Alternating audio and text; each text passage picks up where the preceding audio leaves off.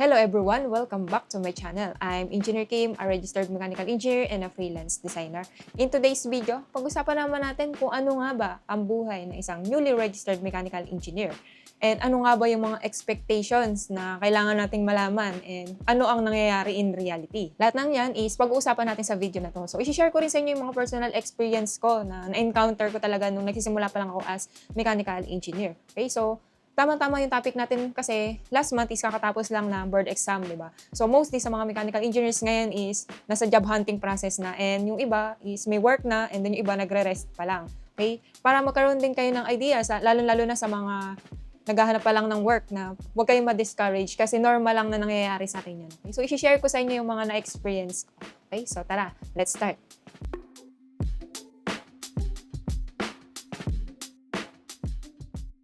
Actually, nakaka-pressure naman talaga after mong makapasa ng board exam. Siyempre, finally, engineer ka na. And then, yung mga tao sa lugar nyo is talagang sobrang taas ng tingin sa'yo, di ba? Even your friends, siyempre, engineer na tong kaibigan ko. So, sobrang, nakakatuwa talaga, siyempre, kasi hard work yun, di ba? Pinaghirapan naman natin yun. So, ang daming pressure, na-depress tayo, mga sleepless nights natin. So, finally, nagbunga na.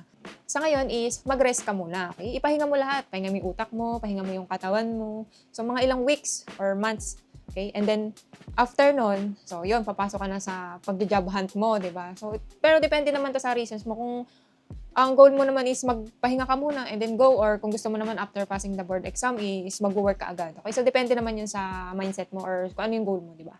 Okay? Kasi once na pumasok ka na sa job hunting process, andyan na naman is may stress ka na naman, and isa sa pinaka mahirap talaga na labanan dyan or mahirap i-handle is yung expectation nila sa atin. Okay?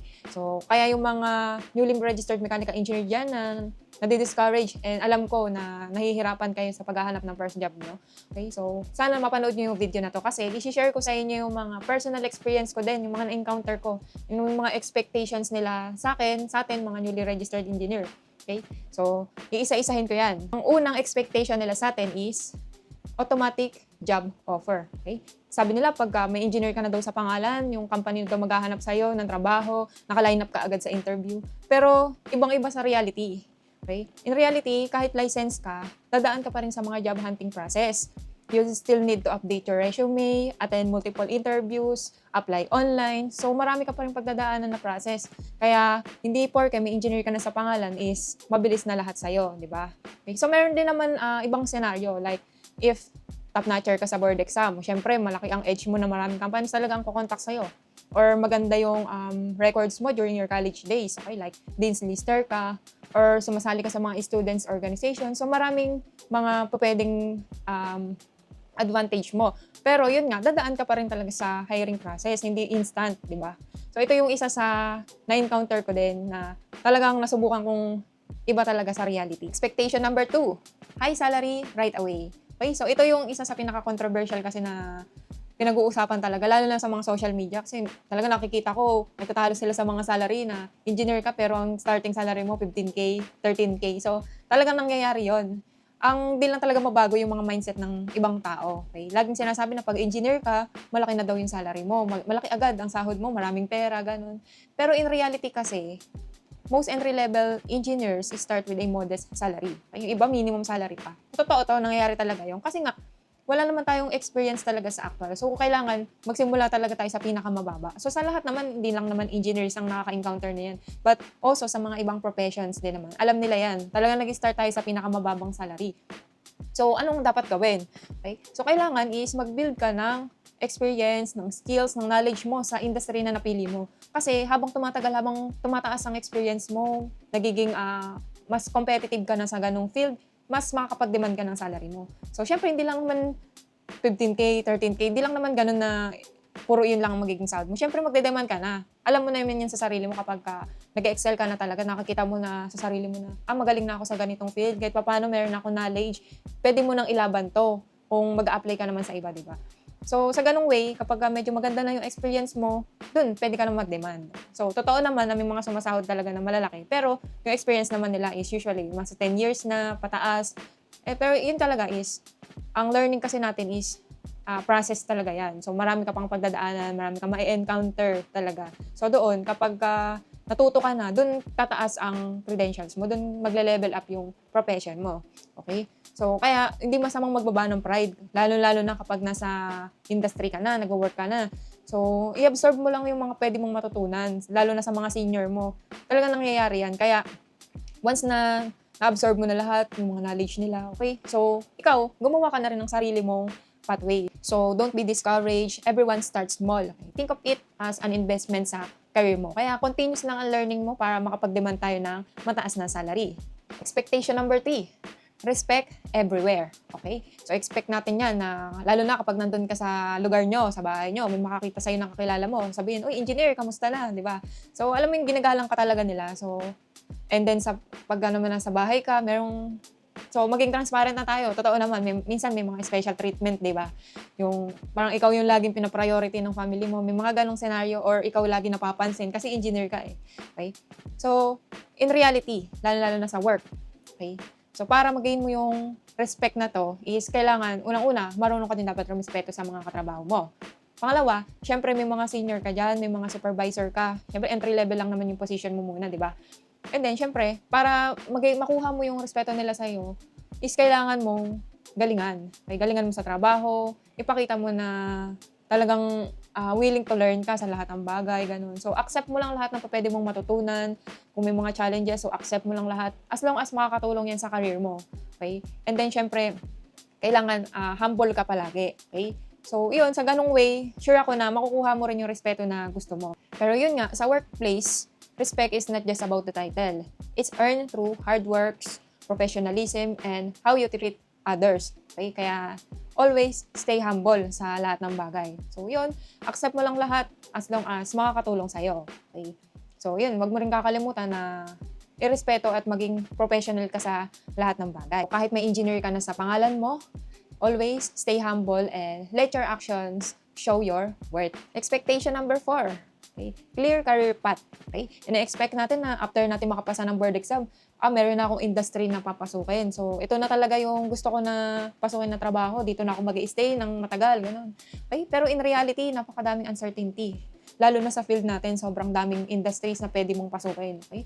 So, yung ibang engineers nga is nag-shift pa ng career nila. So, like, 10 years na ako dito sa work ko, sa field ko, let's say, nasa manufacturing ako, so maintenance engineer ako, pero nag-shift pa rin ako sa ibang career, ibang path. Like, nag-shift ka na sa design, gano'n. So, marami talagang pwedeng magbago. So, yung iba naman is nagtatry ng mag-abroad. Okay? So, kung doon nila makikita yung gusto nila na career, di ba, sa abroad. And then, as well as, syempre, pag abroad ka kasi, malaki talaga yung salary mo. Okay? And then, yung iba naman is nag-shift na ng industry. Like, nag-shift sila sa IT, or gusto na maging software engineer, gano'n, or work from home setup, mga VA, gano'n. So, wala namang problema doon as long as nai-enjoy mo naman yung trabaho mo, di ba? Saka kung doon mo naman nakita yung worth mo, di ba? Lalo-lalo na sa usapang salary, di ba? Okay?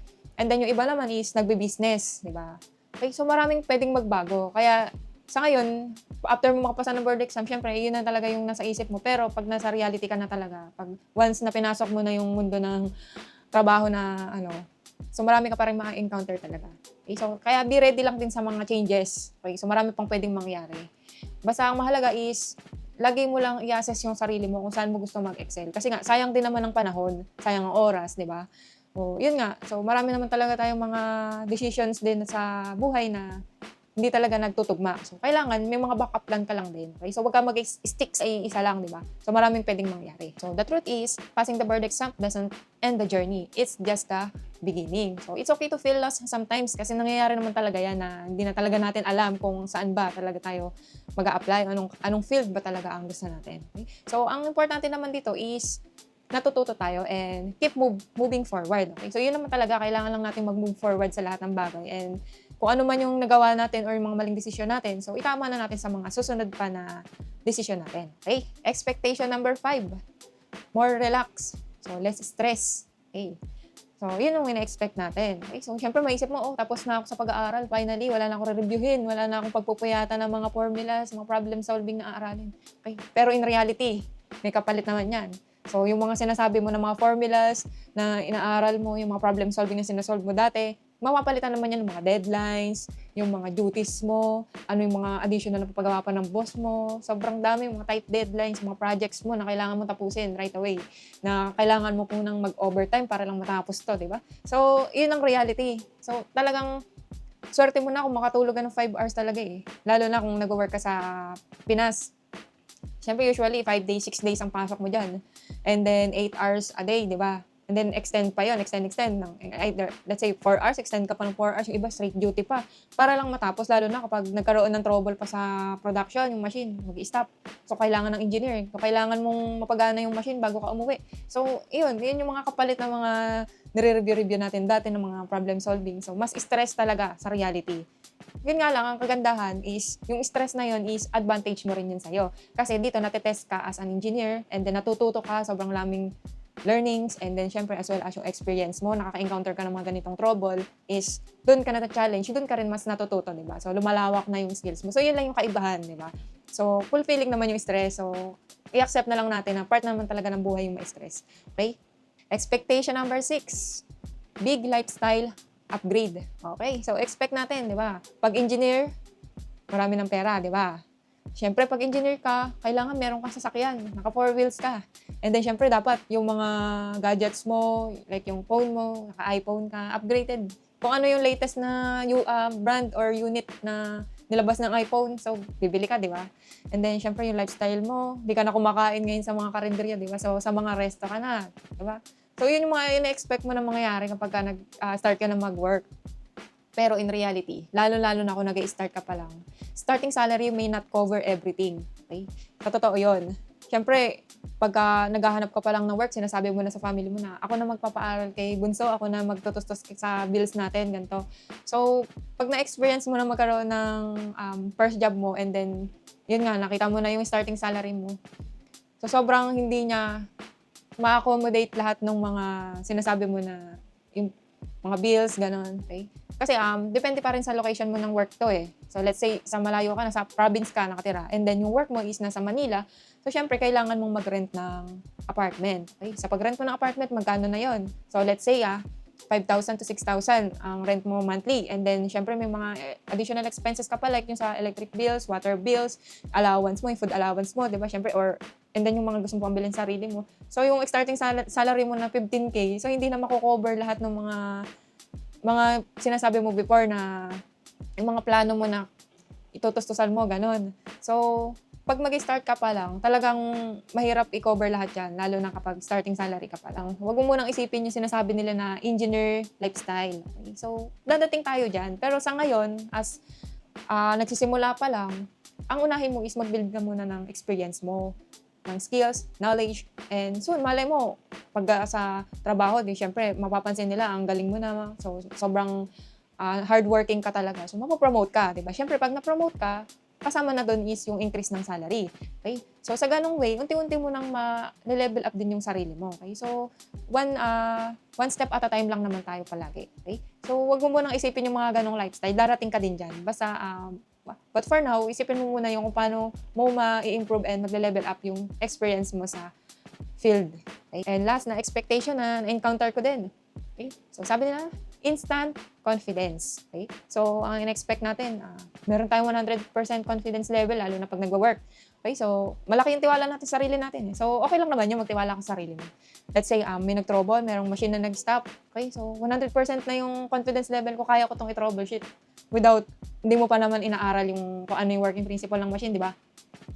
So, in reality kasi, di naman masama na i-admit natin sa sarili natin na marami pa tayong dapat matutunan. Although, sige, nakapasa na tayo ng board exam, license ka na. Alam ko namang hindi rin namang biro yon. Talagang marami tayong inaral. And alam natin sa sarili natin na sa mga ganong part, talagang ahead tayo sa iba. Pero syempre, kapag nasa trabaho ka na rin, lalo na yung mga senior doon and then yung mga skilled worker, mas marami silang alam kaysa sa atin, lalo na sa mga hands-on work. So, sa ganong way, i-admit na natin sa sarili natin na marami pa tayong dapat alamin. So, kailangan, huwag mo paganahin yung pride mo. So, baba tayo ng pride dito. Kailangan natin yung i-absorb lahat ng mga knowledge and skills doon. Okay? So, magpaturo tayo. Wala namang masama doon. So, syempre, expect mo na may masasabi sa'yo yung mga katrabaho mo, ka-work mo, sasabihin sa'yo, engineer ka, bakit di mo to alam, di ba? So, hindi naman nila alam din yung pinagdadaanan natin na talagang sa actual is wala tayong experience, lalo na kapag mag-start ka pa lang. Pero syempre, sa theoretical, kahit pa paano, may i-apply natin yun sa work, lalo na yung mga principle ng ganito,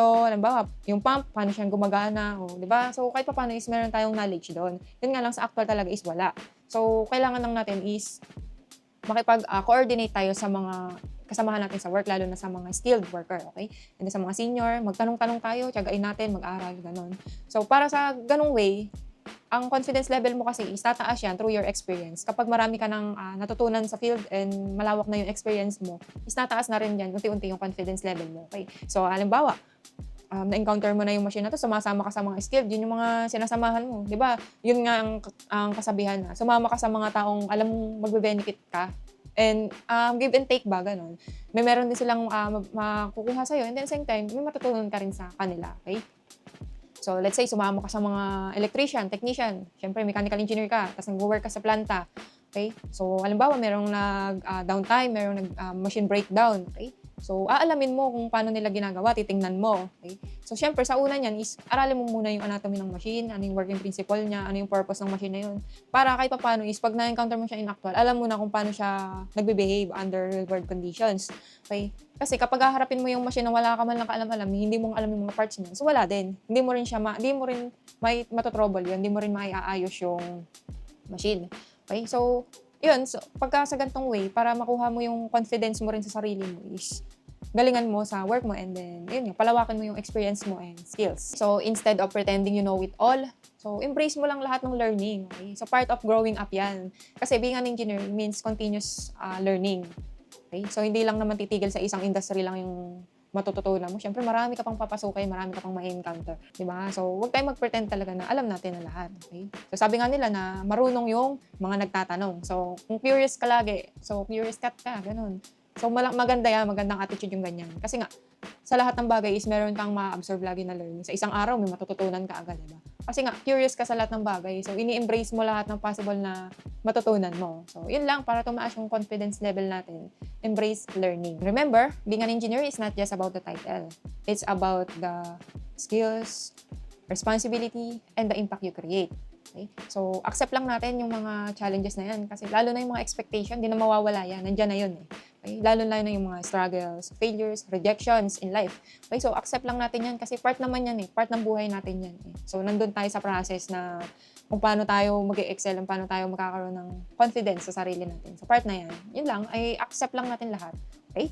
So, hopefully, may natutunan kayo for today's video. Okay? Once again, I'm Engineer Kim. Thank you for watching and God bless everyone. See you on my next vlog. Bye-bye!